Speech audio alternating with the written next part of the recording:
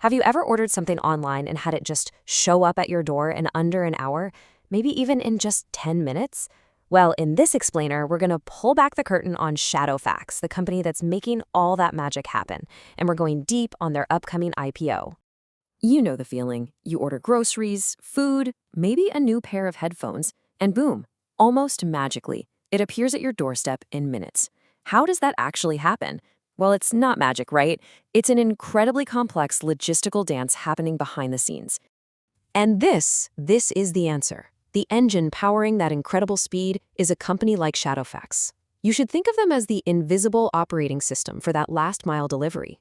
Just look at this map. It shows their incredible reach, a super dense web connecting over 14,000 PIN codes and more than 4,000 touchpoints. This is the network that's making instant delivery a reality all across India.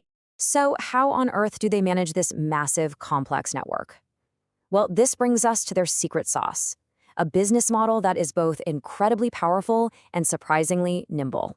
Their secret is what's called an asset-light model. And honestly, the Airbnb of logistics analogy is perfect. Think about it. They don't own the trucks or the delivery centers. Instead, they own the most valuable part, the technology, the platform, the brain that makes the whole system work. They're effectively just renting the muscle. And this engine, it runs on two core cylinders. On one side, you have this massive, flexible gig workforce of over 200,000 active partners. This lets them scale their delivery fleet up or down depending on demand, which is just incredibly efficient. And on the other side, their whole network of sort centers and touchpoints, it's all leased, which keeps those heavy capital costs off their books. Now look at how this model just completely sets them apart. Their competition, companies like Delhivery or Blue Dart, they're asset heavy. They own their trucks and planes. Shadowfax's asset-light network makes them the clear leader in super-fast, hyperlocal delivery. And here's why that really matters. It means they generate more revenue for every single dollar they invest, making them unbelievably efficient compared to their peers. But, building this kind of network costs a fortune, an absolute fortune. And for years, that's exactly what Shadowfax did. It burned through cash to build scale. But then, something really dramatic happened. Okay, so in the 2023 financial year, the company posted a pretty significant loss of 142 crore rupees. Now, that's a huge number, but it's kind of typical for a high-growth tech company that's just pouring money into building for the future. But then, look at this. In just the first half of the 2026 financial year, they swung to a profit of 21 crore rupees. I mean, that is an absolutely massive turnaround. So the big question is, how in the world did they pull that off? Well, this chart right here shows the classic J-curve effect in action. For years, yeah, their revenue grew, but their costs grew right along with it, leading to those big losses. But then they hit this critical turning point. Their network became so large and so efficient that each new delivery started costing them less and less.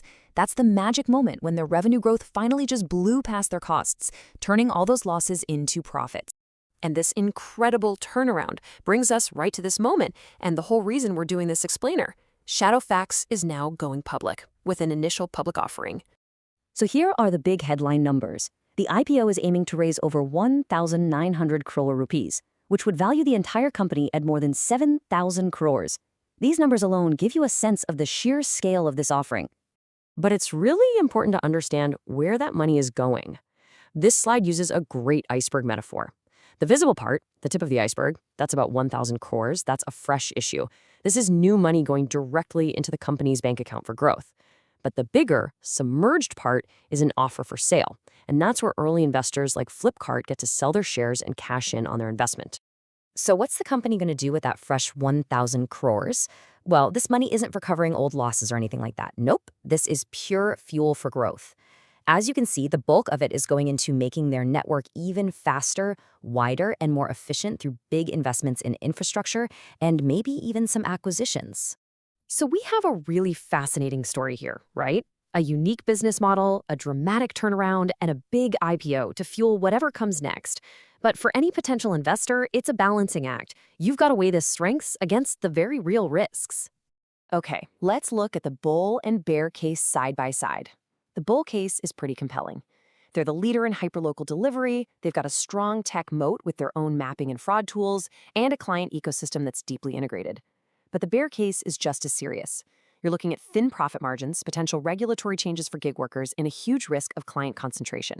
And that brings us to what is arguably the single biggest risk here.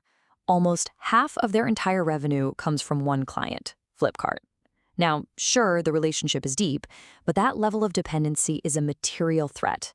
If anything were to change in that relationship, the impact on their business would be immediate and, frankly, severe. So, when you strip everything else away, what is an investment in this IPO really about? It boils down to one simple, really powerful concept. It's a bet on this flywheel. The entire business model is built on this beautiful, virtuous cycle. More volume from quick commerce leads to a higher density of orders in a given area. That density allows each delivery rider to be more efficient, which in turn lowers the cost per delivery, and that lower cost structure translates directly into higher margins. The company's future success depends completely on keeping this flywheel spinning faster and faster. So let's summarize the key takeaways. The opportunity is crystal clear. This is a pure play investment in the absolute explosion of quick commerce in India. The price, however, is at a premium. You are paying for that future growth today. And the core task for the company is no longer about building the network, it's all about monetizing the massive infrastructure they already have in place. Ultimately, Shadowfax has built the complex, high-speed plumbing for an India that demands everything instantly. They've proven they can build it, and they've even proven they can make it profitable. So the final question for any investor is this: is the price you have to pay to get on board now worth the potential of the journey ahead?